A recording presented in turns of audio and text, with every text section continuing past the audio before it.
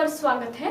आपसे अनुरोध है कि कृपया इस चैनल को सब्सक्राइब करें और साथ ही नोटिफिकेशन बेल जरूर दबाएं, जिससे कि आपको इस चैनल पर अपलोड होने वाली सभी तरह की वीडियो मिलती रहे।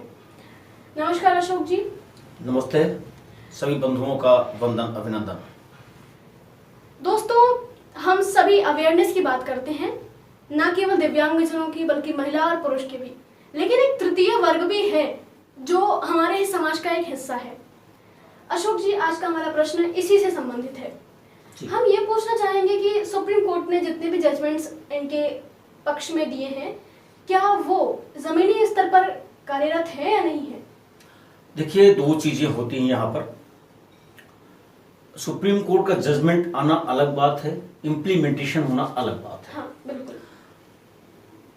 आपको बताऊं, इम्प्लीमेंटेशन की बात हम करें तो अभी भी बहुत सारी ऐसी चीजें हैं जिनका इम्प्लीमेंटेशन सुप्रीम कोर्ट के जजमेंट के बाद भी नहीं हो पा रहा है। उसका मुख्य कारण यह है कि जो समाज का वह प्रभावित वर्ग है, जजमेंट लेने के बाद चुपचाप बैठ जाता है, अनुपालन करवाने के लिए प्रयास नहीं करता है। यही हालत तृतीय पक्ष के सुप्रीम कोर्ट की जो NALSA versus union of India के मामले में निर्णय हुआ, उसने भी हुआ। हालांकि अगर हम सरकार की बात करें तो सरकार ने इसका अनुपालन भी किया है।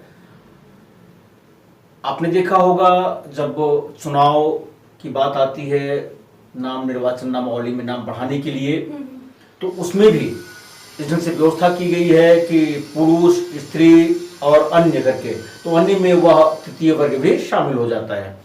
इसी तरह से और भी जगहों पर इनका इम्प्लीमेंटेशन हुआ है। लेकिन अभी जिस तरह से देखने को आया है, कर्नाटका हाई कोर्ट में जो पिटीशन आई है, उसको देखते हुए लगता है कि कहीं ना कहीं निश्चित रूप से अभी कमी है, खामी है।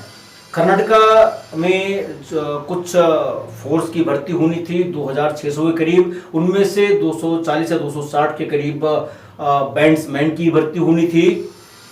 उसमें जो विज्ञापन दिया गया था उसमें सिर्फ स्त्री और पुरुष की बात की गई थी। जो तृतीय वर्ग था उसके लिए कोई विज्ञापन नहीं दिया गया था। इसका मतलब साफ साफ है कि उनको उसमें जगह देने की बात नहीं थी, जबकि रिजर्वेशन देने की बात कही गई है।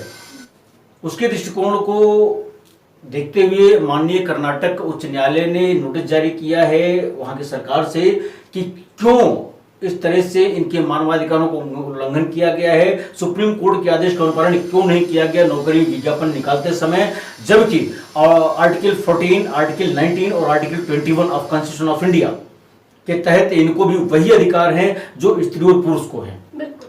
अभी कर्नाटका में ही आप देखेंगे एक पिटीशन हाल ही में आई है जिसमें ऑनरेबल हाई कोर्ट ने सीधे बोला है कि कोई कारण नहीं है कि इनके मानवाधिकारों का उल्लंघन किया जाए, इनके लीगल राइट्स का, इनके फंडामेंटल राइट्स का उल्लंघन किया जाए। आर्टिकल 14, आर्टिकल 19, आर्टिकल 21 का भी हवाला दिया और कोविड-19 के चलते जो उनको क्राइसिस हुई, जो परेशानी हुई थी, उसके चलते जजमेंट उन्होंने दिया है कि इनको भी राशन कार्ड और फ्री में राशन जितनी सुविधाएं हैं वो विधि जाए। कोई कारण नहीं कि सिर्फ जेंडर के आधार पर इनको आप इग्नोर करें। हालांकि स्टेट ने कहा कि हम इस पर काम कर रहे हैं और कमेटी बनी हुई है, और जो पिटिशनर थे उन्होंने उस पर कोई ग्राउंड नहीं लिया था कहां किस तरह उनकी शिकायत है, लेकिन फिर भी ऑनरेबल हाईकोर्ट ने इस तरह जजमेंट दिया है। हमको शिक्षा के लिए, इनके स्वास्थ्य के लिए चिंता कर सकते हैं, तो ये उपलब्धि होगी हमारे समाज के लिए। धन्यवाद अशोक जी। ये एक बहुत ही गंभीर विषय है और इस पर हम सभी को आगे आना होगा। नमस्कार।